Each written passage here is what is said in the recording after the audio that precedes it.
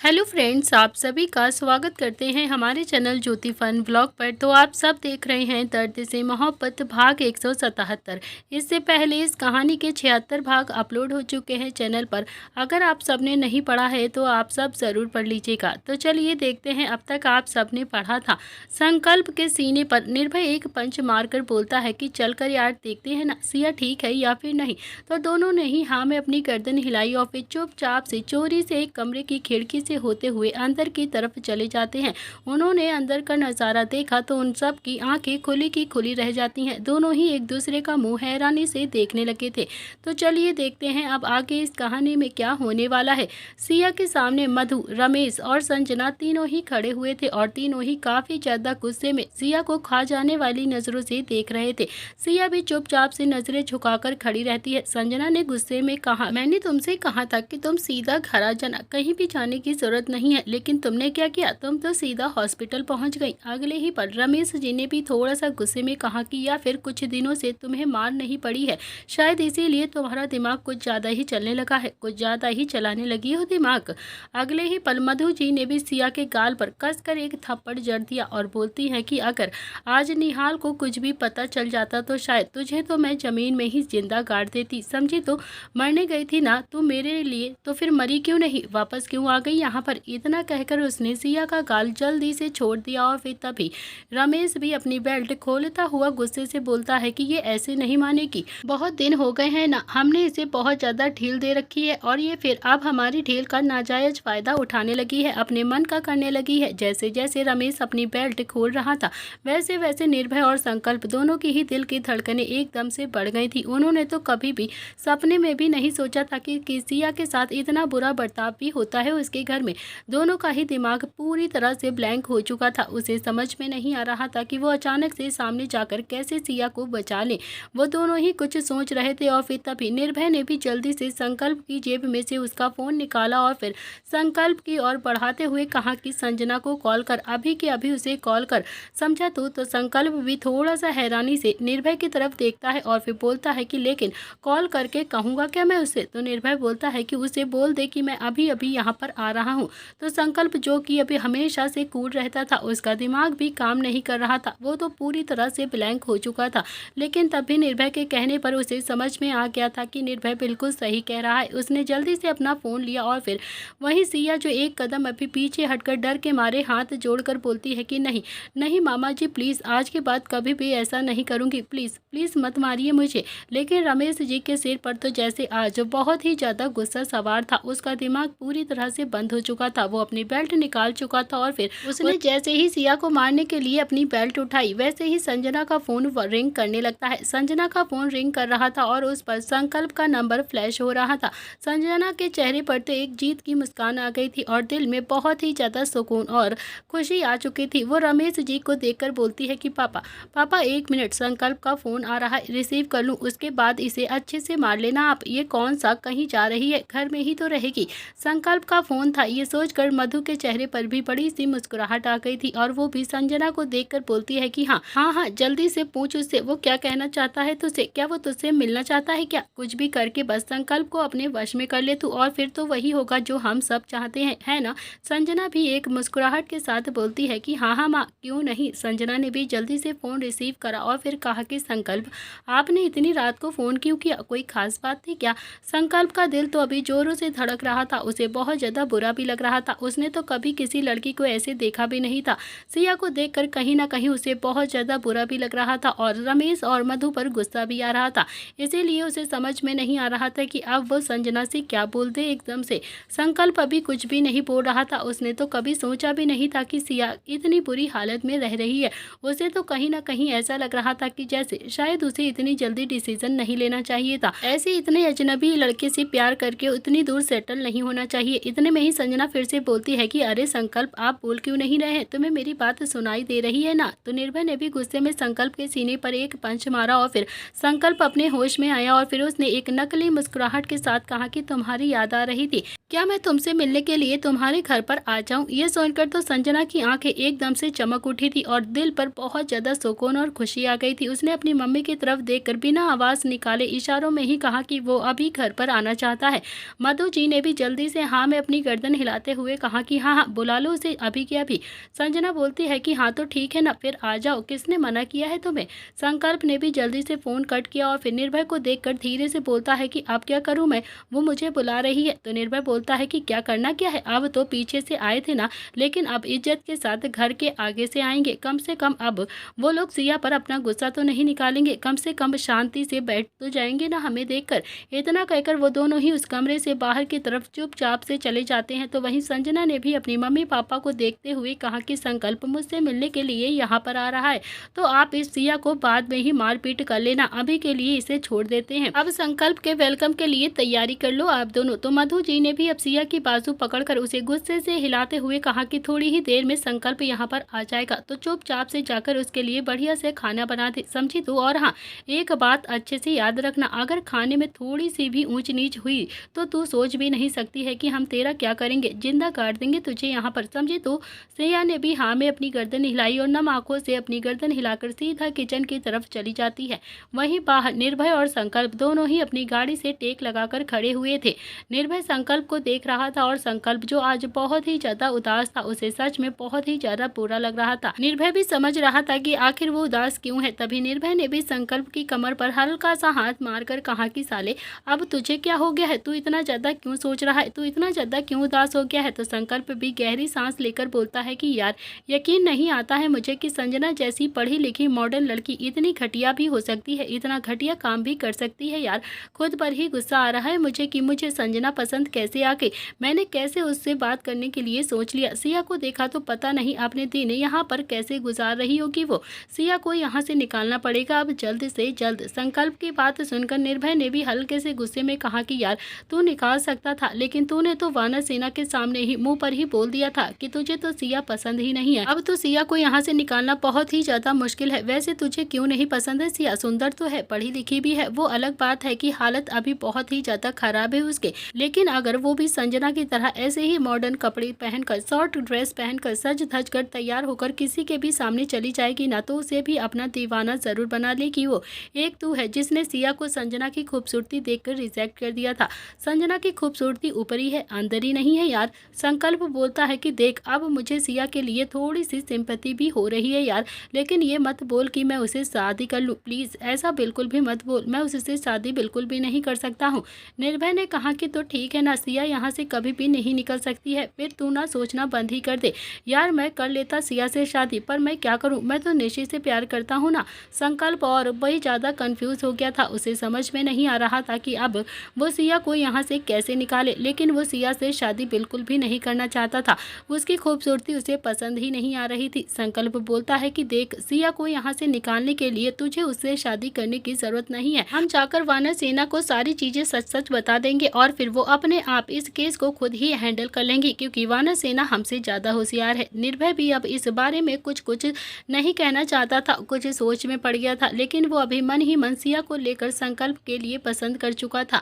निर्भय भी बचपन से संकल्प को अच्छे से जानता था और उसे भी ये समझ में आ गया था कि संकल्प को बस सिया की मासूमियत ही झेल सकती है, वरना तो ये लड़का किसी को भी पागल बनाने में एक्सपर्ट है। किसी भी लड़की को पागल बना देगा एक ही मिनट में और फिर वो लड़की इसे छोड़कर जरूर चली जाएगी। दोनों को ही बाहर खड़े हुए आधा घंटा बीत गया था। निर्भय बोलता है कि चल यार, अब तो आधा घंटा बीत गया है ना, अब उन्हें हम पर शक नहीं होगा, अब घर के अंदर चलते हैं। संकल्प ने कहा कि हाँ यार चलते हैं। अब दोनों ने ही अब हाँ में अपनी गर्दन हिलाई और सिया के घेर के मेन गेट की तरफ बाहर आकर खड़े हो गए थे। संकल्प बोलता है कि मन तो करता है कि संजना के गाल पर खींचकर एक चांटा अभी के अभी मार दूं और उसे एकदम से लाल कर दूं। तो निर्भय ने कहा कि यार, मन तो मेरा भी यही कर रहा है, लेकिन क्या करूं, वानर सेना कहती है ना कि लड़कियों पर हाथ नहीं उठाते हैं, इसीलिए हम अपने हाथों को काबू करना ही पड़ेगा, वरना मैं तो अब एक ही थप्पड़ नहीं उसके गाल पर 7 थप्पड़ जरूर मारता और सुझा देता। संकल्प ने भी बेल बजाई और थोड़ी देर में ही संजना भी सज धज कर दरवाजा खोल देती है। तो संकल्प ने भी संजना को ऊपर से नीचे तक गौर से देखा तो निर्भय की ओर देखकर एक ऐब्रो चढ़ा ली, जैसे कहना चाहता हो कि यार इतनी जल्दी इसने चेंज भी कर लिया, इतना ज्यादा सज धज कर मेकअप थोप कर आ गई है। तो निर्भय ने भी अब संजना को ऊपर से नीचे तक देखा और फिर फिर उसने एक वाइट कलर का बहुत ही सुंदर सा फ्रॉक सूट पहना हुआ था। इसमें दो राय बिल्कुल भी नहीं थी कि वो सच में बहुत ही ज़्यादा खूबसूरत लग रही थी। बाल भी बिल्कुल किसी हीरोइन की तरह सेट किए हुए थे और मेकअप भी उसने एकदम फर्स्ट क्लास किया हुआ था। लेकिन अब उसकी ये बाहरी खूबसूरती संकल्प को फंसा नहीं सकती थी, क्योंकि संकल्प उसकी सच्चाई जान चुका था। वो अच्छे से जान गया था कि इस खूबसूरती के पीछे एक चुड़ैल छुपी हुई है जो वो बिल्कुल भी पसंद नहीं करना चाहता था। संकल्प ने भी अपने गुस्से को थोड़ा सा छुपाया और फिर एक नकली मुस्कुराहट के साथ कहा कि यहीं पर खड़े रखने का इरादा है क्या तुम्हें? अंदर नहीं बुलाओगी क्या हम दोनों को? क्या? संजना ने भी थोड़ा मुस्कुराते हुए अपनी पूरी अदा के साथ कहा कि अरे नहीं, आइए ना आइए, मैं तो भूल ही गई थी। संजना भी बहुत ही इज्जत के साथ निर्भय और संकल्प दोनों को ही अपने घर के अंदर लेकर आ गई थी। दोनों ही सिया को ढूंढ रहे थे, इधर उधर देख रहे थे, लेकिन उन दोनों को सिया कहीं भी नजर नहीं आ रही थी। अब तो दोनों के दिल की धड़कनें डबल स्पीड के साथ भाग गई थी। आखिरकार निर्भय ने संजना से पूछ ही लिया कि सिया दिखाई नहीं दे रही है। संजना बोलती है कि वो तो सो गई है। तो निर्भय ने भी थोड़ा सा गुस्से में संजना को घूर कर देखा और फिर अगले ही पल अपने गुस्से को कंट्रोल करके मुस्कुराते हुए कहा कि बता दो ना यार, तुम्हारी सेटिंग तो संकल्प के साथ हो जाएगी, मेरा भी कुछ हो जाएगा। बता दो ना कि सिया कहाँ पर है, मैं एक बार उससे मिलना चाहता हूँ। संकल्प ने भी अब संजना पर थोड़ा सा प्रेशर बनाते हुए कहा कि निर्भय थोड़ा सा मजाक कर रहा है तुम्हारे साथ, इसे कोई सेटिंग नहीं करनी है, लेकिन हाँ, इसे सिया की कंपनी बहुत ज़्यादा अच्छी लगती है, वो उसे अच्छा फ्रेंड मानने लगा है। बता दो ना कि सच में वो सो गई है क्या? संजना बोलती है कि हाँ हाँ, वो अपने कमरे में है, जाकर देख सकते हो तुम, अगर यकीन नहीं आता है तो खुद ही जाकर देख लो। निर्भय ने फिर से पूछा कि कौन सा कमरा है उसका, मुझे बता दो, मैं जाकर देख लूँगा। अब तो संजना एकदम से चुप हो गई थी। उसे पता नहीं था कि संकल्प और निर्भय दोनों ही अब तैयारी के साथ यहाँ पर आए थे। वो भी निर्भय को थोड़ा सा हैरानी से देख रही थी और फिर निर्भय ने फिर से पूछा कि बताओ ना उसका कौन सा कमरा है, मैं जाकर खुद ही उसे उठा देता हूँ और फिर थोड़ी सी बात कर लूँगा। अब इतनी दूर से आया हूँ तो सिया से मिलकर ही जाऊँगा, ऐसे जाऊँगा तो मुझे अच्छा नहीं लगेगा। संकल्प ने भी अब संजना पर फिर से थोड़ा सा प्रेशर बनाया और फिर बोला कि बता दो ना कि कहाँ पर है सिया, इतना भी ज़्यादा क्या छुपा रही हो, सब साथ में बैठेंगे तो अच्छा लगेगा। संजना कुछ भी नहीं बोल रही थी और अब तभी वहाँ पर मधु और रमेश जी भी बाहर से आ जाते हैं और फिर उन्होंने दोनों ही भाइयों को देखते हुए कहा कि क्या बात है, आप दोनों यहाँ पर इतनी रात को, कोई खास वजह है क्या? संकल्प बोलता है क्यों, आपकी बेटी ने आपको बताया नहीं कि हम सब यहाँ पर आ रहे हैं? तो मधु जी ने भी बातों को थोड़ा सा कवर करते हुए कहा कि नहीं, बस यही कहा था कि कोई आ रहा है और अब हम दोनों के लिए तो ये सरप्राइज की बात है कि मिस्टर प्रताप का इकलौता बेटा हमारे घर पर आया है, हमारी बेटी से मिलने के लिए। आइए ना, बैठिए, आप लोगों का स्वागत है हमारे घर पर। इतना कहकर मधु ने भी अब सोफे की ओर इशारा कर दिया और संकल्प और निर्भय दोनों ही वहाँ पर बैठ जाते हैं।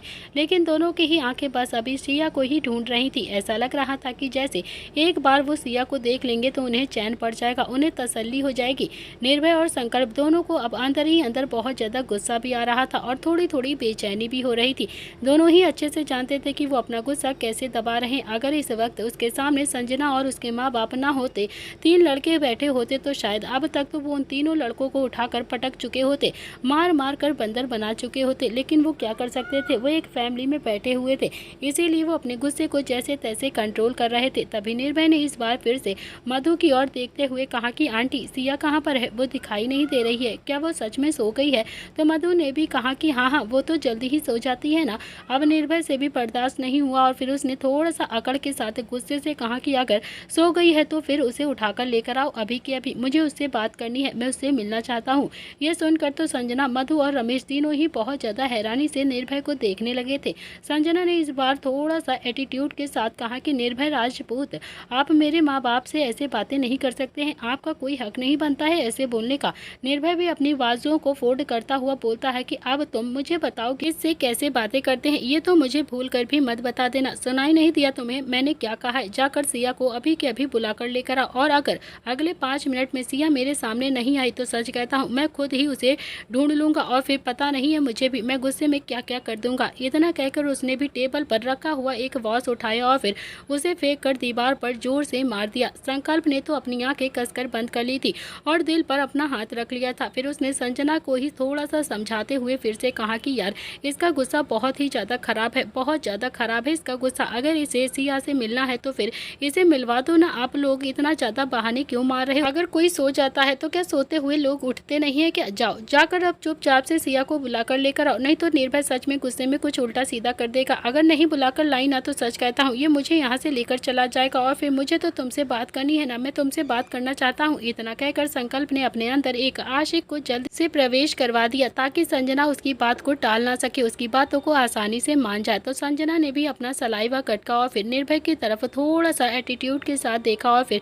इस वक्त उसे निर्भय में से बहुत ज़्यादा डर भी लग रहा था। हालांकि उसे मॉल में मिला था वो, मगर बहुत ही ज़्यादा शांत हंसमुख किस्म का लड़का था निर्भय उस वक्त, लेकिन यहाँ तो निर्भय के अंदर साक्षात निहाल विराजमान हो गया था। जैसे गलत बात पर बहुत ही ज़्यादा गुस्सा आ जाता था। संजना भी जल्दी से अब सोफे से उठकर एक कमरे की तरफ चली जाती है। निर्भय ने भी अब मधु और रमेश जी को थोड़ा सा गुस्से से देखकर कहा कि अब अपनी बेटी को थोड़ा सा समझा कर रखो आप। हर लड़का संकल्प जैसा नहीं होता है, कुछ मेरे जैसे भी होते हैं, इसीलिए हर जगह बड़बड़ करने की जरूरत नहीं है।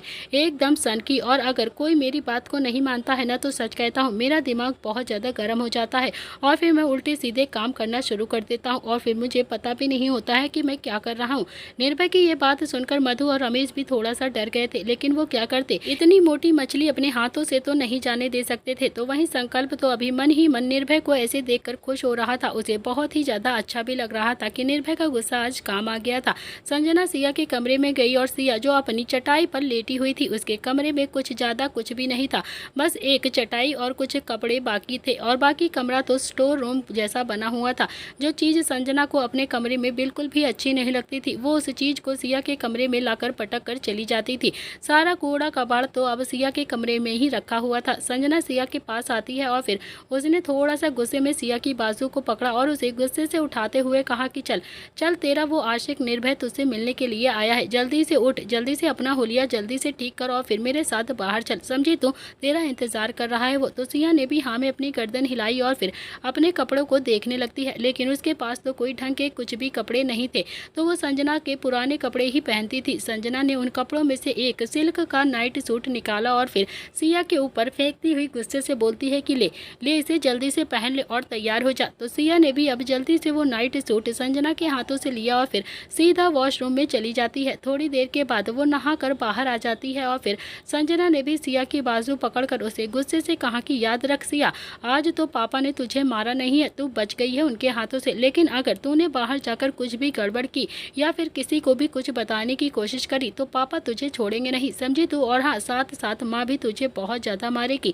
और फिर मैं तो तुझे खाना खाने भी नहीं दूंगी, समझी तू। तो सिया ने भी हाँ में अपनी गर्दन हिला दी और फिर संजना सिया को लेकर बाहर की तरफ आ जाती है। बाहर आते ही सिया ने निर्भय की तरफ देखा तो उसे निर्भय में एक दोस्त नजर आता है और फिर सिया का मन तो ऐसा कर रहा था कि जैसे वो अभी के अभी निर्भय के पास जाए और निर्भय के गले लगकर बहुत ज्यादा रोने लगे। निर्भय से वो एक बार ही तो मिली थी, मगर फिर भी उसे ऐसा लग रहा था कि जैसे शायद निर्भय ही उसकी प्रॉब्लम को सॉल्व कर सकता है, उसे इस नर्क भरी जिंदगी से बाहर निकाल सकता है। सिया ये कहाँ जानती थी कि संकल्प और निर्भय तो सिया की प्रॉब्लम को ही सॉल्व करने के लिए इतनी रात को उसके घर पर आए हैं। सिया को देखकर निर्भय हल्की आवाज में मुस्कुराते हुए बोलता है कि सिया यहाँ पर आओ मेरे पास, तुम इतनी जल्दी कैसे सो जाती हो, इतनी जल्दी कौन सो जाता है यार।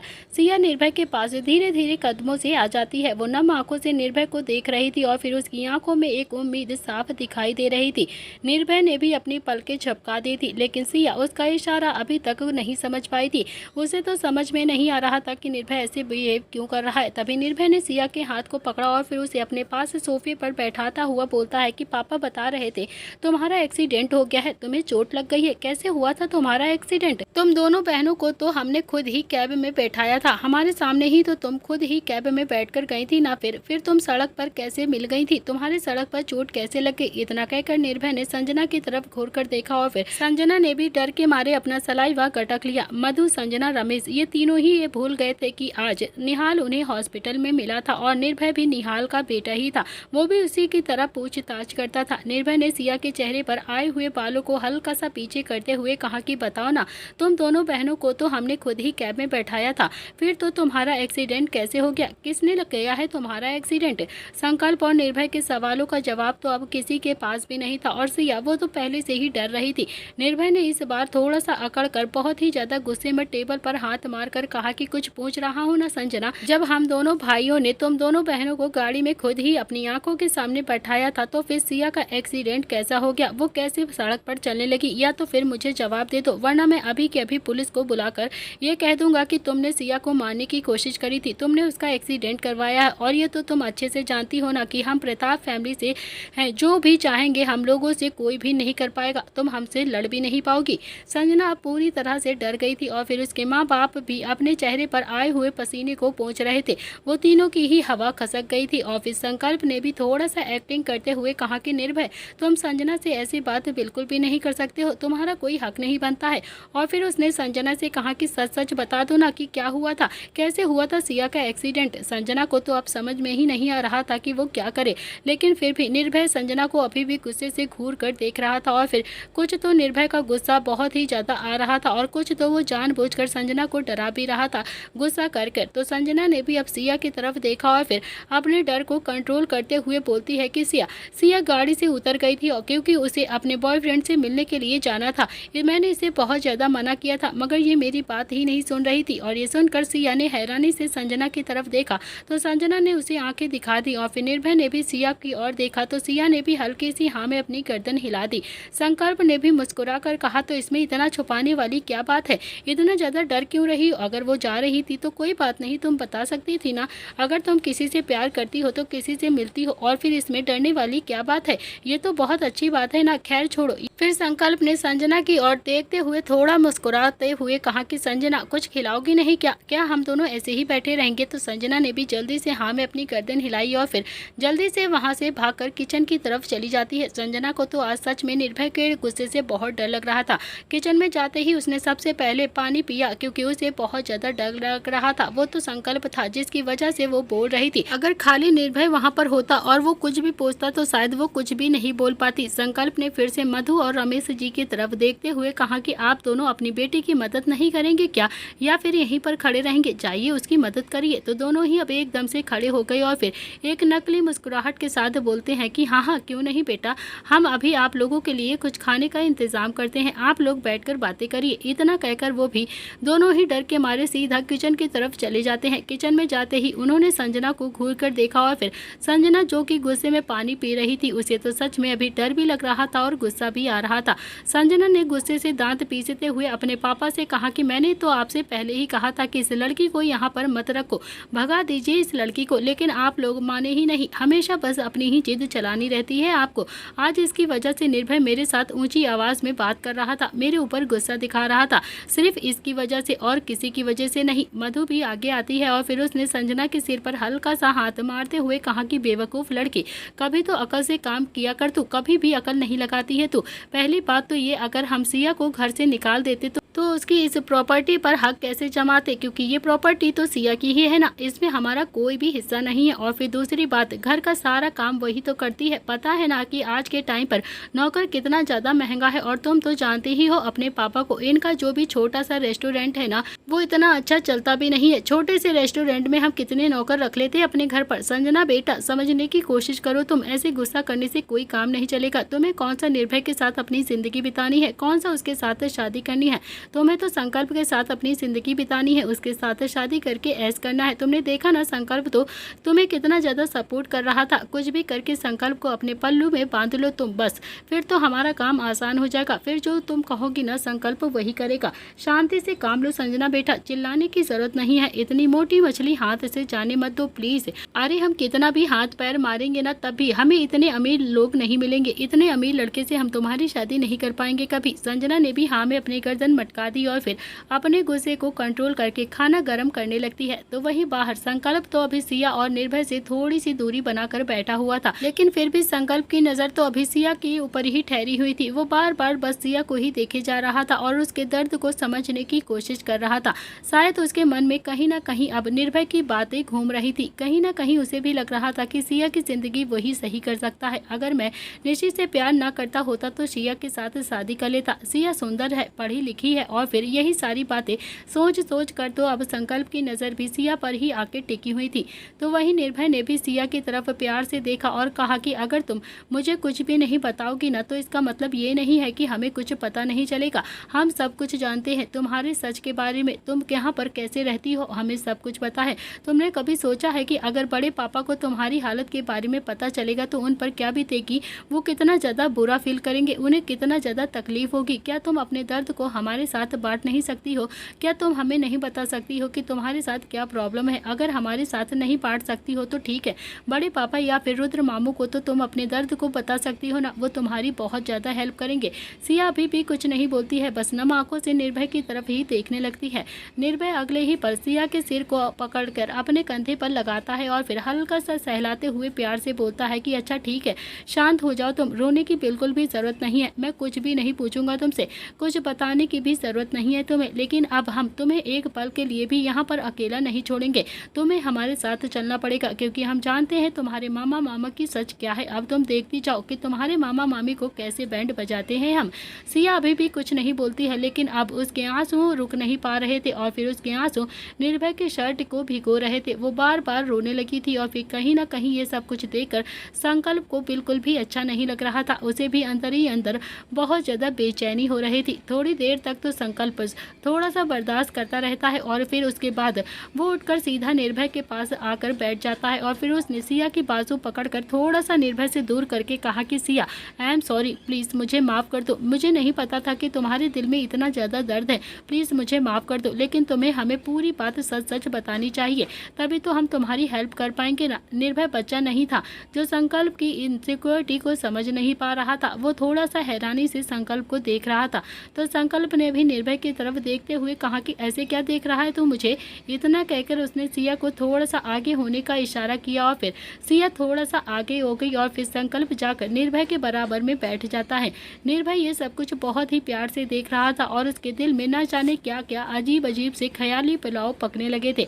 वो समझ भी रहा था कि संकल्प सच में बहुत ही ज़्यादा कंफ्यूज लड़का है। ना तो वो सिया को ढंग से एक्सेप्ट कर पा रहा है और ना ही वो सिया को उसके साथ देखकर खुश हो रहा है। उसे बहुत ही ज़्यादा डर था और इनसिक्योरिटी भी थी कि सिया कहीं निर्भय के साथ कंफर्ट फील ना करने लगे, इसीलिए संकल्प बीच में आ गया था। तो संकल्प ने अपना चेहरा थोड़ा सा सिया की ओर घुमाकर फिर से प्यार से कहा कि हाँ हाँ, तो बताओ मुझे क्या करना है मामा मामी और संजना का, तुम जो कहोगी हम उनके साथ वही बिहेव करेंगे। सिया हैरानी से संकल्प को देख रही थी और संकल्प बोलता है कि यार अब ऐसे मत देखो मुझे, हमें सब कुछ सच सच पता चल गया है कि तुम यहाँ पर कैसे रहती हो और तुम्हारे ये मामा मम्मी क्या बिहेव करते हैं तुम्हारे साथ। अब ये बताओ कि इन तीनों को क्या पनिशमेंट देनी है। सिया संकल्प के साथ थोड़ा सा अनकंफर्टेबल फील कर रही थी, उसे बहुत ज़्यादा डर लग रहा था।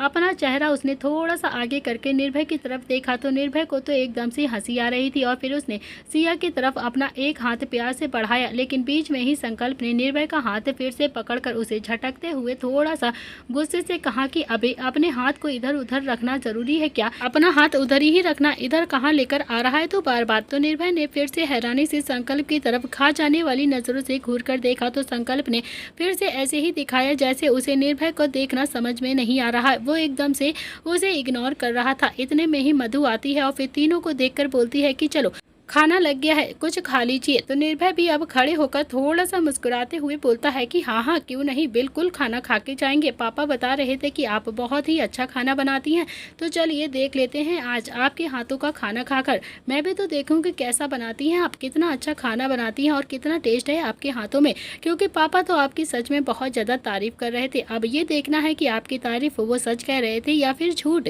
इतना कहकर उसने सिया की तरफ अपना हाथ बढ़ाया और फिर सिया ने भी अपना हाथ निर्भय के हाथ पर रखने के लिए जैसे ही अपना हाथ आगे बढ़ाया, वैसे ही संकल्प ने निर्भय के हाथ पर जल्दी से अपना हाथ रखकर उठकर कहा कि हाँ हाँ चलो जल्दी से खाना खाते हैं, भूख तो मुझे भी बहुत तेज लगी है। इतना कहकर वो निर्भय की तरफ देखता है और फिर उसे डाइनिंग एरिया की तरफ लेकर जाने लगता है। तो निर्भय ने भी अपनी एक आईब्रो चढ़ाकर धीरे से कहा कि ये तू क्या कर रहा है, तुझे क्या लगता है मुझे कुछ समझ में नहीं आता है? तो संकल्प फिर से अनजान बनता हुआ बोलता है कि क्या कर रहा हूँ मतलब? तो निर्भय भी धीरे से बोलता है कि ये मत सोच कि मुझे कुछ समझ में नहीं आ रहा है, समझा? तो सिया पसंद है तो साफ साफ क्यों नहीं कहता है कि तुझे उससे प्यार हो गया है, तू उसे पसंद करने लगा है।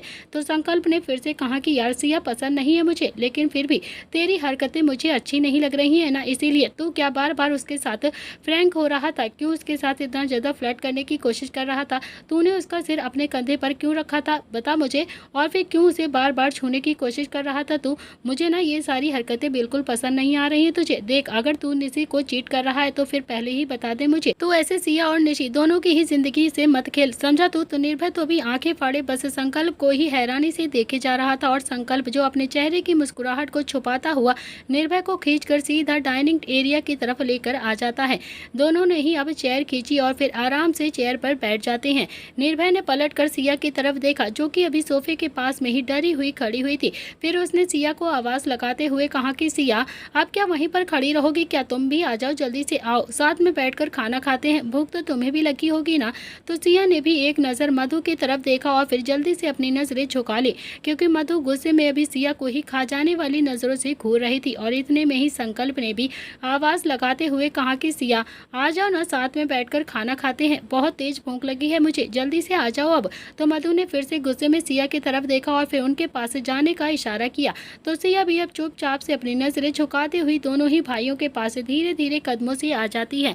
निर्भय ने अगले ही पल सिया की कलाई पकड़कर उसे अपने पास बैठा लिया और फिर उसकी प्लेट में खाना सर्व करते हुए बोलता है कि चलो साथ में बैठकर खाना खाते हैं, आज हम तीनों ही साथ में बैठकर खाना खाएंगे, है ना। सिया ने भी एक बार खाने की तरफ देखा तो उसमें पनीर की सब्जी रखी हुई थी, पूरी, छोला, चावल, रायता, सलाद, सब कुछ अच्छे से सेट करके रखा गया था। सिया की आंखें तो अपने आप में ही झलक आई थी। सिया के घर में खाना तो वो रोज बनाती थी लेकिन खाने के नाम पर उसे बासी खाना ही मिलता था। उसने कभी भी ताज़ा और अच्छा खाना नहीं खाया था। उसे बहुत ज़्यादा बुरा लगता था जब अच्छा खाना घर में बनता था और उसे नहीं मिलता था। आज पहली बार वो डाइनिंग टेबल पर बैठकर खाना खाने वाली थी। एकदम से सिया को अपने नानू की याद आ गई थी। जब उनके नानू भी थे वो पूरे घर में मालकिन की तरह रहती थी, पूरे घर में इधर उधर उछलती रहती थी। लेकिन जब से धनराज अंकल की मौत हुई थी तब से ही सिया उस घर की नौकरानी बनकर रह गई थी। सिया की आंखें पूरी तरह से नम हो चुकी थी। तभी निर्भय ने भी सिया की आंखों में पानी देखा तो उसे भी समझते देर नहीं लगी कि सिया को अपने दुख याद आ रहे हैं। वो ये सब कुछ देखकर खुश भी हो रही और फिर तकलीफ भी उसे हो रही है। तो निर्भय ने भी उसकी प्लेट में से थोड़े से छोले चावल एक चम्मच में भरे और फिर सिया की ओर प्यार से बढ़ाते हुए कहा कि अब क्या सोच रही हो तुम, चलो जल्दी से मुंह खोलो, खाना खा लो, आज मैं तुम्हें अपने हाथों से खाना खिलाऊंगा। सिया ने भी हैरानी से निर्भय की तरफ प्यार से देखा और फिर निर्भय ने भी अपनी पलकें झपका दी। सिया ने उसे चम्मच को अपने मुंह में रख लिया और फिर धीरे से खाना खा लिया। निर्भय ने भी मुस्कुराकर कहा कि अब मैं तुम्हें पूरा खाना नहीं खिलाने वाला हूँ, चलो अब जल्दी से तुम खुद ही खाना खा लो क्योंकि मुझे भी तो भूख लगी है, मैं अपने हाथों से खाऊंगा। सिया ने भी अपने आंसुओं को पोंछा और फिर खाना खाने लगती है। संजना जो कि गुस्से में अभी निर्भय और संकल्प को ही घूरे जा रही थी और साथ ही साथ उसे सिया पर गुस्सा भी आ रहा था। फिर उसने मधु की ओर देखा तो मधु ने भी अपने पलकें झपका दी जैसे कहना चाहती हो कि बेटा गुस्सा करने की बिल्कुल भी जरूरत नहीं है, अभी तू शांति से काम ले। संजना ने भी चेयर खींची और फिर जैसे ही बैठने को हुई वैसे ही संकल्प बोलता है कि संजना मुझे एक गिलास पानी दे दोगी क्या, मुझे प्यास लगी है। संजना ने भी अपने गुस्से को जल्दी से कंट्रोल करते हुए एक मुस्कुराहट के साथ गिलास में पानी डाला और फिर संकल्प की ओर बढ़ा दिया। लेकिन वो पानी का गिलास संकल्प पकड़ता उससे पहले ही निर्भय ने संकल्प को टक्कर मार दी और फिर वो सारा पानी वही डाइनिंग टेबल पर गिर जाता है। थोड़ा सा पानी संजना की ड्रेस पर भी गिर गया था जिसकी वजह से उसकी ड्रेस गीली हो गई थी। इससे संजना को बहुत ही ज्यादा गुस्सा आ गया था और वो गुस्से में बोलती है कि ये क्या किया है तुमने, ठीक से ग्लास भी नहीं पकड़ा जाता है क्या तुमसे, पानी मेरे ऊपर क्यों गिरा दिया तुमने। निर्भय और संकल्प इतना सुनने वाले में से बिल्कुल भी नहीं थे। तो निर्भय ने भी अगले ही पल गुस्से में डाइनिंग टेबल पर हाथ मारा और फिर बोलता है कि मेहमानों से बात करने की तमीज नहीं है क्या तुम्हें बिल्कुल भी अकल नहीं है कि घर आए मेहमानों से कैसे बातें करते हैं, ऐसे कैसे कर सकती हो, कितनी ज्यादा बदतमीज लड़की हो तुम। तुम्हारे माँ बाप ने तुम्हें इतना भी नहीं सिखाया है या फिर ख्वाब देख रही हो तुम प्रताप खानदान से रिश्ता जोड़ने के, और यहाँ पर इतनी ज्यादा बदतमीजी कर रही हो तुम हम दोनों से। इतना कहकर निर्भय ने भी मधु और रमेश की तरफ गुस्से से घूर कर देखा और फिर दोनों ने ही मुस्कुराकर संजना को डांटते हुए बोलते हैं कि संजना ये क्या तरीका है मेहमानों से बात करने का, तुम्हें बिल्कुल भी तमीज नहीं है क्या कि घर आए मेहमानों से कैसे बात करते हैं। चुपचाप से माफी मांगो, चलो टिश्यू पेपर से सब कुछ अच्छे से साफ करो, समझे तुम। देखो वहाँ पर संकल्प के सामने कितना ज्यादा पानी है, वहाँ पर अच्छे से साफ करो। संजना को गुस्सा तो बहुत ही ज्यादा आ रहा था लेकिन फिर भी अपने माँ बाप की बात वो टाल भी नहीं सकती थी। खासकर संकल्प के सामने उसने अपना गुस्सा जैसे तैसे कंट्रोल कर लिया था। उसे तो अभी सिया के ऊपर बहुत ज्यादा गुस्सा आ रहा था क्योंकि घर के काम वो कर रही थी और सिया टेबल पर बैठी खाना खा रही थी। टिश्यू पेपर लेकर वो संकल्प और निर्भय के सामने गिरे हुए पानी को साफ करने लगती है। निर्भय ने अगले ही पल अपने गुस्से को जेब में रखा और फिर प्यार से बोलता है कि देखो संजना, अगर तुम मुझसे प्यार से बात करोगी तो मैं प्यार से ही जवाब दूंगा तुम्हें, लेकिन तुम अगर गुस्सा करती हो ना तो मुझे बिल्कुल भी अच्छा नहीं लगता है और मुझे भी बहुत ज्यादा गुस्सा आ जाता है और फिर मैं अपने गुस्से को कंट्रोल नहीं कर पाता हूँ और तुम्हें उल्टा सीधा बोलने लगता हूँ, इसीलिए मुझसे अच्छे से ही बात करना सीख लो तुम। वो क्या है ना कि हमारे घर की औरतें गुस्सा बिल्कुल भी नहीं करती हैं, हमेशा हमसे प्यार से ही बातें करती हैं। वो तो बस प्यार करने के लिए बनी हुई हैं। कोई भी गुस्सा नहीं करता है हमारे घर पर हमसे, समझ रही हो ना तुम। संजना ने भी मुस्कुराकर हाँ में अपनी गर्दन हिला दी, लेकिन गुस्से में सिया को घूर घूर कर देखे जा रही थी। सिया ने भी जल्दी से अपनी नजरें नीचे कर ली थी और कहीं ना कहीं उसे अच्छा भी लग रहा था। संजना ने पानी अच्छे से साफ किया और वो फिर से चेयर पर बैठने लगती है। तभी संकल्प फिर से प्यार से बोलता है कि संजना प्लीज अचार ला दोगी क्या, मुझे यहाँ पर अचार नहीं है और मेरा अचार खाने का मन कर रहा है। संजना का पारा तो एकदम से हाई होता जा रहा था, उससे गुस्सा कंट्रोल ही नहीं हो रहा था। वो चुपचाप से अपने गुस्से को फिर से दबाती हुई किचन की तरफ चली जाती है, लेकिन किचन में जाते ही उसने सबसे पहले एक ग्लास उठाया और जमीन पर जोर से दे मारा। बाहर निर्भय और संकल्प दोनों ने ही जैसे ही कांच की आवाज सुनी तो दोनों के चेहरे पर बड़ी सी मुस्कुराहट आ गई थी। उन दोनों को मजा भी बहुत ज्यादा आ रहा था। ऐसे संजना को परेशान करने में उन्हें बहुत ज्यादा सुकून मिल रहा था। वहीं मधु जो चुपचाप से किचन में जाती है ताकि वो संजना के गुस्से को अच्छे से संभाल सके। मधु सीधा किचन में गई और फिर संजना का हाथ पकड़कर उसे अपनी तरफ घुमाते हुए बोलती है कि पागल हो गई हो क्या तुम, इतने भी तमीज नहीं है तुम्हें कि घर आए मेहमानों से कैसे बात करते हैं। अभी तो उसे आए हुए 2 घंटे भी नहीं हुए हैं सही से, और तुम हो जो अपना गुस्सा कंट्रोल नहीं कर पा रही हो। ऐसे गुस्से में सारी चीजें बिगाड़ दोगी क्या। अरे कितनी बार कहूँ तुमसे, संकल्प एक मोटी मछली है, फंसा लो उसे। आधा तो वो पहले से ही तुम्हारी खूबसूरती के पीछे पागल है, दीवाना बन चुका है वो तुम्हारा। अब थोड़ा सा एफर्ट लगाओगी ना तुम तो जो तुम कहोगी वही करेगा, तुम्हारे पीछे पागलों की तरह घूमेगा वो, समझी तुम। संजना भी गुस्से में दांत पीसते हुए बोलती है कि माँ मैं उसकी नौकरानी नहीं हूँ जो वो मुझे बार बार काम बता रहा है, मैं उसके एक भी काम नहीं कर सकती हूँ। मधु ने भी अपने सिर पर हाथ मारते हुए कहा कि बेटा काम नहीं बता रहा है तुझे वो बेवकूफ लड़की, तुम्हें अपना समझता है इसीलिए तुझसे बोल रहा है, समझी तू। तभी तो वो चाहता है कि तुम उसकी अच्छे से केयर करो, अच्छे से बात करो। एक तुम हो जो उसकी बातों को समझ ही नहीं पा रही हो। तो संजना भी अपने हाथ बांधकर गुस्से से बोलती है कि माँ मैं इससे भी कहीं ज्यादा अच्छा लड़का पटा सकती हूँ जो मेरे आगे पीछे ऐसे यूं यूं घूमेगा, समझी आप। लेकिन आप तो इसके पीछे ऐसे पड़ गई हो जैसे इससे अच्छा लड़का मुझे कहीं मिलेगा ही नहीं। मधु ने भी अपने सिर पर हाथ मारते हुए कहा कि बेवकूफ लड़की, तुम्हें कैसे समझाऊं मैं। तुम जिन लड़कों को अपने आगे पीछे ऐसे ही घुमा कर रही हो ना, वो लड़के ऐसे ही छोटी मोटी फैक्ट्री के मालिक होंगे, ऐसे ही छोटी मोटी चीजों के बिजनेस करते होंगे। लेकिन संकल्प जो प्रताप इंडस्ट्रीज का अकेलौता मालिक है, जानती भी हो ना पूरे इंडिया में उनकी लगभग हर स्टेट में एक फैक्ट्री चलती है, और तुम हो कि अपने गुस्से की वजह से सब कुछ खराब कर दोगी, सब कुछ गवा दोगी, समझी तुम। तो मधु ने अभी फिर से अचार की कटोरी संजना के हाथों में रखते हुए प्यार से कहा कि अब चुपचाप से जाओ और बहुत ही प्यार से संकल्प की थाली में अचार परोसना और मुस्कुरा कर ही जवाब देना, समझी तुम। लेकिन संजना तो अभी गुस्से में वहीं पर खड़ी रहती है। तो मधु ने फिर से संजना के चेहरे को अपने एक हाथ से पकड़ा और फिर प्यार से उसे अपनी तरफ घुमाते हुए कहा कि सोचो सोचो अगर उससे से तुम्हारी शादी हो गई तो तुम हनीमून पर स्विट्जरलैंड, इंग्लैंड, दुबई न जाने कहाँ कहाँ घूमोगी, समझ रही हो ना तुम। कितना ऐसे से अपनी जिंदगी काटोगी, जिस पे हाथ रखोगी वो चीज तुम्हारी हो जाएगी। अब जाकर संजना को थोड़ी सी तसल्ली हुई थी क्योंकि उसकी माँ ने उसे लालच जो दे दिया था।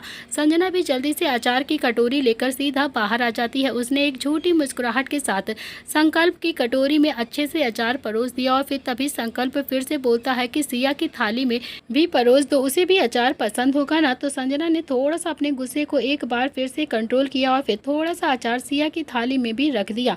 और तभी निर्भय ने भी जानबूझकर गरम गरम छोले एक बड़े से चम्मच में भरे और फिर सिया की प्लेट की ओर ले जाने लगा। लेकिन उसने वो छोले जानबूझकर सिया की प्लेट में रखी हुई कटोरी में नहीं डाले, बल्कि जानबूझकर संजना के हाथ पर डाल देता है ताकि संजना का हाथ जल जाए और फिर उसे अपने किए पर थोड़ा सा पछतावा हो और शायद उसकी सजा भी उसे मिल जाएगी। तो संजना ने भी गुस्से में चिल्लाकर कहा कि निर्भय तुम्हें दिखाई नहीं देता है क्या, तुमने मेरे हाथ को जला दिया है, मेरे हाथ पर ही छोला परोस दिया, तुम्हें अंधे हो क्या तुम। तो निर्भय को भी गुस्सा आ गया था और फिर निर्भय ने भी गुस्से में चम्मच टेबल पर रखा और फिर खड़े होकर दुगने गुस्से के साथ चिल्लाकर बोलता है कि मैं सिया को छोले परोस रहा था, समझी तुम। तुम्हारा हाथ खुद ही बीच में आ गया तो मैं क्या कर सकता हूँ, मैंने कोई जानबूझकर तुम्हारा हाथ थोड़ी ना जला दिया है। अपने हाथ को और जुबान को कंट्रोल में रखो, समझे तुम। अभी 5 मिनट पहले ही तो तुम्हें समझाया था ना मैंने प्यार से कि मुझसे कोई गुस्से में बात करता है तो मैं उससे दुगने गुस्से में बात करता हूँ, मुझसे कभी भी ऐड कर और गुस्से में बात मत करना तुम। तो संकल्प के चेहरे पर तो बड़ी सी मुस्कुराहट आ गई थी और फिर इस बार तो सिया की आंखों में भी चमक आ गई थी और कहीं ना कहीं थोड़ी थोड़ी खुशी भी हो रही थी। संकल्प सिया को ही देखे जा रहा था और सिया की आंखों में चमक देखकर उसके चेहरे की मुस्कुराहट थोड़ी और भी ज्यादा बड़ी हो गई थी। तो वहीं संजना एक बार फिर से अपने गुस्से को दबा रही थी, क्योंकि उसे तो अब संकल्प की आंखों के सामने अपने आप को अच्छा दिखाना था। तभी रमेश जी धीरे से बोलते हैं कि कोई बात नहीं बेटा, समझ सकता हूँ, गलती हो जाती है कभी कभी, बैठ जाओ ना, ऐसे गुस्सा क्यों कर रहे हो तुम? हमारी बेटी है, थोड़ा सा अकेली रहती है, इस वजह से गुस्सा जल्दी हो जाती है। तुम्हारे पापा तो कह रहे थे कि तुम बहुत ही ज्यादा शांत किस्म के लड़के हो।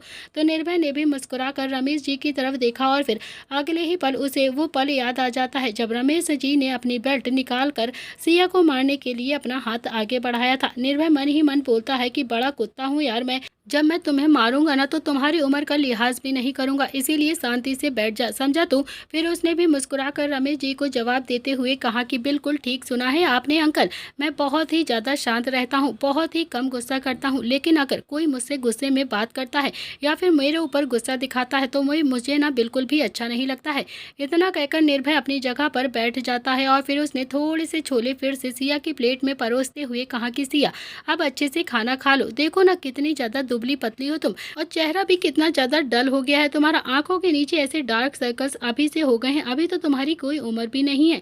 ये लोग तुम्हें अच्छे से खाना नहीं देते हैं क्या? क्या तुम सही से खाना नहीं खाती हो? ये सुनकर तो मधु, रमेश और संजना तीनों के चेहरे ही एक बार फिर से सफेद हो गए थे और इस बार मधु ने भी मन ही मन कहा कि एक बार तुम लोग यहाँ से चले जाओ ना, उसके बाद सिया का जो हाल मैं करूंगी ना वो तो मैं खुद भी नहीं जानती हूँ, ये खुद को नहीं पहचान पाएगी कि आखिर ये कौन है। तो निर्भय ने भी अब अपने हाथ बांध कर मन ही मन कहा कि भूल जाओ मधुमती जी, हम सिया के बगैर यहाँ से जाएंगे ही नहीं। जैसे निर्भय ने मधु के मन की बात खुद ही पढ़ ली हो, अब तो आए हैं तो फिर तुम्हारी बैंड बजा कर ही जाएंगे यहाँ से, वो भी सिया को साथ में लेकर। तीनों ही फिर से खाना खाने लगते हैं और फिर संकल्प ने धीरे से निर्भय के कान में कहा कि बस बस यार बहुत हो गया है। निर्भय बोलता है कि तू बस संजना को संभाल, अभी मुझे थोड़ा सा और बदला लेना है इन तीनों से, समझा? तो तूने देखा ना कि रमेश कैसे अपनी बेल्ट निकाल रहा था सिया को मारने के लिए, अगर हमें यहाँ पर ना आते तो शायद अभी तक इसने सिया को कितना ज़्यादा मारकर उसकी कितनी बुरी हालत कर दी होती। अभी तो संजना को थोड़ा सा और ज़्यादा हर्ट करना है मुझे, तू बस शांति से बैठा रहे। संकल्प बोलता है कि यार जैसी तेरी मर्जी, लेकिन इस बार मैं ट्राई करूँगा, प्यार से ओके? तो निर्भय ने भी हैरानी से संकल्प को देखते हुए धीरे से कहा कि तू कर लेगा क्या? तो संकल्प बोलता है कि हाँ तू टेंशन मत ले, मैं कर लूँगा। तू अब तक चिल्लाकर बात कर रहा था ना, और फिर अब देखना मैं कितने प्यार से संजना की बैंड बजाता हूँ और उसे पता भी नहीं चलेगा। तो निर्भय ने कहा कि अच्छा ठीक है, मैं भी तो देखता हूँ कि तू कैसे प्यार से इसकी बैंड बजाता है। तभी निर्भय अपनी प्लेट में पनीर की सब्जी परोसने लगता है और फिर संकल्प बोलता है कि अब और खाना मत खा यार, बहुत ज़्यादा खाना खा लिया है। तो निर्भय भी हैरानी से संकल्प को देखकर बोलता है कि क्यों ना खाऊं मैं खाना, मुझे तो भूख लगी है। तो संकल्प ने भी आंख झपका दी और फिर तभी निर्भय ने भी अपनी प्लेट में और खाना नहीं डाला और फिर तभी संकल्प ने भी हल्की सी डकार लेकर कहा कि संजना, ये खाना किसने बनाया था? तो संजना भी कुछ बोलती उससे पहले ही मधु बीच में बोल पड़ती है कि संजना ने। और किसने? ये खाना संजना ने बनाया है, और तो हमारे घर में कोई खाना बनाता ही नहीं है। मैं मानती हूँ कि संजना को थोड़ा सा गुस्सा तो आ जाता है, लेकिन फिर भी मेरी बेटी तो स्वर्ग पूर्ण संपन्न बहुत ही अच्छा खाना बनाती है मेरी बेटी, सच में लक्ष्मी के हाथ है मेरी बेटी के। संजना तो हैरानी से मधु को देख रही थी और फिर मधु ने भी अपनी पलकें झपका दी थी। निर्भय को भी समझ में आ गया था कि संकल्प अभी क्या करना चाहता है। वो हाथ बांध कर बोलता है कि संजना तुम क्या क्या बना लेती हो? तो संकल्प ने भी निर्भय के कमर पर हल्का सा हाथ मारकर कहा कि क्या क्या बना लेती हो, मतलब इतना सब कुछ तो संजना ने खुद ही अपने हाथों से बनाया है ना, और फिर भी तू पूछ रहा है कि तू क्या क्या बना लेती हो? तुम बताओ कि तुम क्या खाओगे, संजना वही बना देगी तुम्हारे लिए। ये सुनकर तो सिया को थोड़ी सी हंसी भी आ गई थी और उसे भी ये सारी चीजें देखकर मजा भी आ रही थी।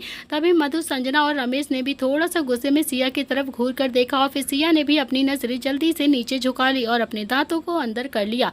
तो निर्भय बोलता है कि भाई एक बार पूछ लेना अपनी संजना से कि वो मेरे लिए क्या बना भी देगी या फिर नहीं, कहीं ऐसा ना हो कि वो मैं बोल दूं और फिर वो बना भी ना पाए, फिर तो मुझे और भी ज्यादा गुस्सा आ जाएगा। तो संकल्प ने भी बहुत ही प्यार से संजना की तरफ देखा और फिर उसके अंदर बैठा हुआ शरारती संकल्प, उसने एक बार आंख मारते हुए संजना से कहा कि बना लोगी ना संजना जो निर्भय कहेगा तुमसे, क्योंकि तुम्हें तो खाना अच्छे से बनाना आता है। तो संजना को भी अब संकल्प की ये अदा बहुत ही ज्यादा पसंद आ गई थी और फिर उसने हल्का सा मुस्कुरा कर कहा कि हाँ बना लूंगी, आप जो खाएंगे मैं वो सारी चीजें बना लूंगी। तो निर्भय बोलता है कि तो ठीक है फिर जाओ, मेरे लिए बेसन का चिल्ला बनाकर लेकर आओ अभी के अभी। ये सुनते ही संजना का चेहरा तो एकदम से उतर हो गया था, क्योंकि उसे तो सच में कुछ बनाना ही नहीं आता था।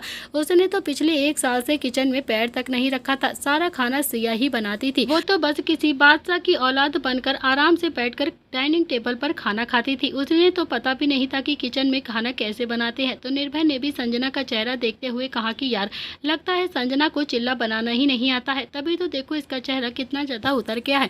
संकल्प बोलता है कि अरे आता है, तुम्हें क्या पता, जाओ संजना, अभी के अभी चिल्ला बनाकर लेकर आओ इसके लिए। तो संजना भी अब किचन में चली गई और फिर जाते ही पैर पटकने लगती है और तभी मधु भी किचन की ओर जाने लगती है। संकल्प बोलता है कि अरे आंटी, आप कहाँ चली, आप यहाँ रहो ना, आप बैठिए ना, वो अभी बनाकर ले आएगी, उसे तो हर चीज़ बनानी आती है, एक्सपर्ट है मेरी होने वाली बीवी। मधु ने भी ना चाहते हुए भी संकल्प के पास बैठ गई थी और फिर संकल्प बोलता है कि आपको पता है, उस दिन आपने खाना बनाया था तो बड़े पापा बहुत ही ज़्यादा तारीफ कर रहे थे आपकी। घर जाकर बड़ी माँ से कह रहे थे कि मधु जी से खाना बनाना सीख लो, बहुत ही अच्छा खाना बनाती हैं, कितना टेस्टी और यमी खाना बनाया था आपने। पापा तो सच में आपके फ़ैन हो गए हैं। वो बड़े पापा थोड़ा सा शायद थे ना, इसीलिए मुंह पर नहीं बोल पा रहे थे आपके, लेकिन घर जाकर आपके खाने की बहुत ही ज़्यादा तारीफ कर रहे थे। सच में उन्हें आपके हाथों का खाना बहुत ही ज़्यादा पसंद आया था। मधु अपनी तारीफ सुनकर बहुत ही ज़्यादा खुश हो रही थी। इसमें दो राय बिल्कुल भी नहीं थी कि मधु थोड़ा सा सुंदर भी थी और फिर नील कहीं से भी अभी 50-55 साल का नहीं लगता था और वो उस दिन जानबूझकर उसके ऊपर लाइन मार रही थी। तो संकल्प ने भी बाहर मधु को इसीलिए बिजी कर लिया था और फिर मधु भी नील का जिक्र सुनकर मन ही मन बहुत ज़्यादा खुश हो रही थी। उसके मन में तो जैसे लड्डू फूट रहे थे। नील का नाम सुनकर उसके चेहरे पर मुस्कुराहट आ गई थी।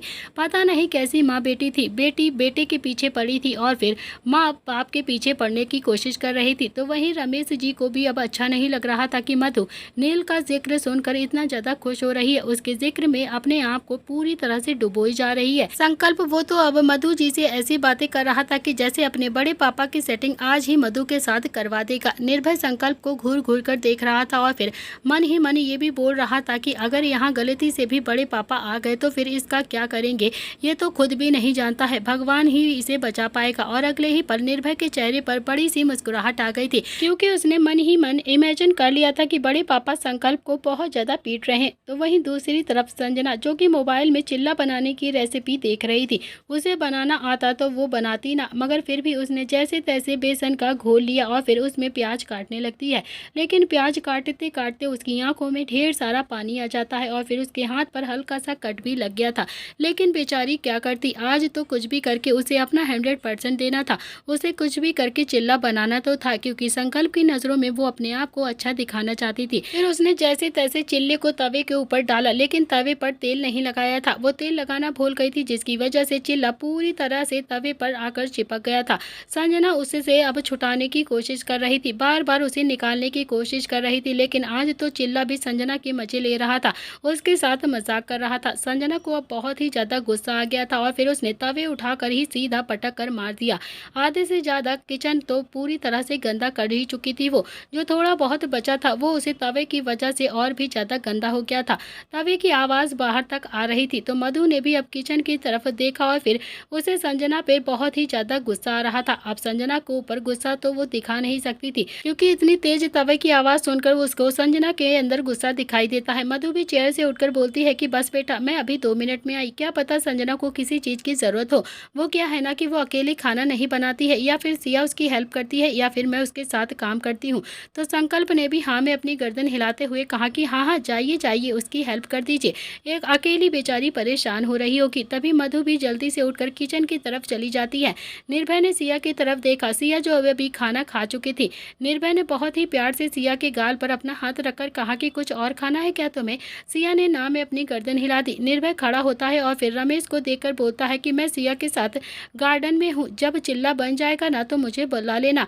वैसे भी आपकी बेटी ने जिस हिसाब से तवे को फेंक कर मारा है ना, मुझे नहीं लगता है कि आपकी बेटी को कुछ भी बनाना आता है, बस उसे बातें बनानी आती हैं, खाना बनाना उसके बस की बात नहीं है। और आप सब चले हैं प्रताप हाउस से रिश्ता जोड़ने के लिए, ऐसे नहीं चलेगा अंकल। इतना कहकर निर्भय ने भी सिया का हाथ पकड़ा और फिर उनके छोटे से गार्डन की तरफ उसे लेकर चला जाता है। उसके जाते ही संकल्प ने भी रमेश जी की ओर देखकर कहा कि मैं भी गार्डन में जाकर बैठता हूँ, संजना से कह देना कि अगर चिल्ला बन जाए तो फिर मुझे बता देगी, और अगर नहीं बना पाए तो फिर हमारे पास गार्डन में आकर वो भी बैठ जाएगी।